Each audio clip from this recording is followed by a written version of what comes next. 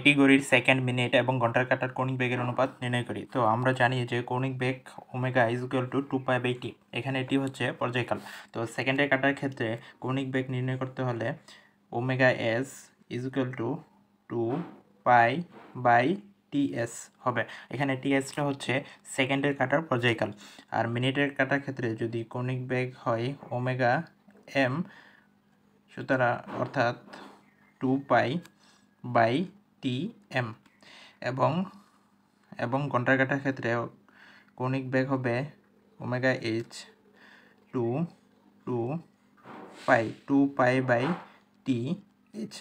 তাহলে যেহেতু আমরা অনুপাত বের করব, তো আমরা যদি এই পুরো টার্ম তিনটাকে অনুপাত আকারে লিখি যে তাহলে সেকেন্ডের কাঁটার ক্ষেত্রে হবে 2π/ts। আচ্ছা, এখানে টিএস এর পরিবর্তে আমরা ডিরেক্ট টিএসটা কি সেটা লিখতে পারি, অর্থাৎ সেকেন্ডে কাটার ক্ষেত্রে পর্যায়কালটা হবে 60, কারণ 60 সেকেন্ডে 1 মিনিট। অনুপাত আমরা মিনিটের কাটার ক্ষেত্রে লিখতে পারি 2π/60, 60 ইন্টু 60। এখানে 60 ইন্টু 60 কেন হলো, কারণ 60 মিনিটে 1 আওয়ার এবং 60 সেকেন্ডে 1 মিনিট। তাহলে এখন যদি ঘন্টার কাটার ক্ষেত্রে বের করি তাহলে হবে 2π উপরে ঠিক থাকবে এবং th, অর্থাৎ ঘন্টার কাটার পর্যায়কাল হচ্ছে 12 ইন্টু 60 ইন্টু 60 ইন্টু 60। এইখানে 12 আসলো কেন? 12 আসলো কারণ আমরা ঘড়ির দিকে যখন তাকাই তখন দেখব যে 12 ঘন্টা পরপর ঘড়ি কাটা আবার সেম অবস্থানে আসে। তার মানে ঘন্টার কাটার ক্ষেত্রে পর্যায়কালটা হবে 12 ইন্টু 60 ইন্টু 60। এখন আমরা যদি ইকুয়েশন বা শর্ট করার সুবিধার্থে যদি 12 ইন্টু 60 ইন্টু 60 দ্বারা উপরে গুণ দিই তাহলে কিন্তু আমরা মেইন অনুপাতটা পেয়ে যাব। তো এখানে একটা জিনিস দেখা যাইতেছে যে 2π তিনটাতেই কমন, তো 2π যদি কেটে দিই তাহলে সবগুলোর উপরে থাকে 1 1 1। তাহলে সবগুলো উপরে যদি 12 ইন্টু 60 ইন্টু 60 দ্বারা যদি গুণ করি এবং নিচেরগুলা সেম থাকবে।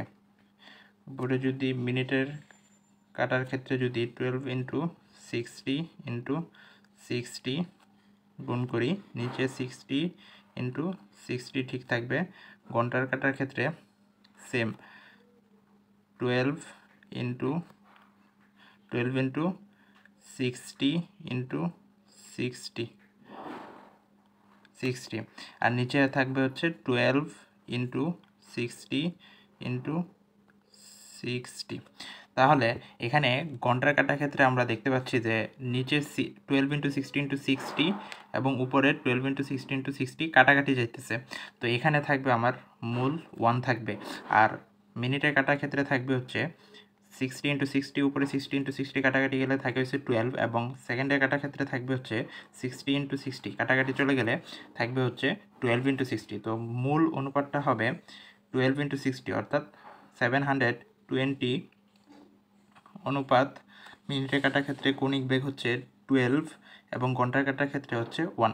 তো আমরা যদি এটা একটু ক্লিয়ারলি লিখি তাহলে হবে, সুতরাং 720 অনুপাত 12 অনুপাত 1 এইটাই হলো আমাদের একটি ঘড়ির সেকেন্ড, মিনিট এবং ঘন্টার কাটার কৌণিক বেগের অনুপাত।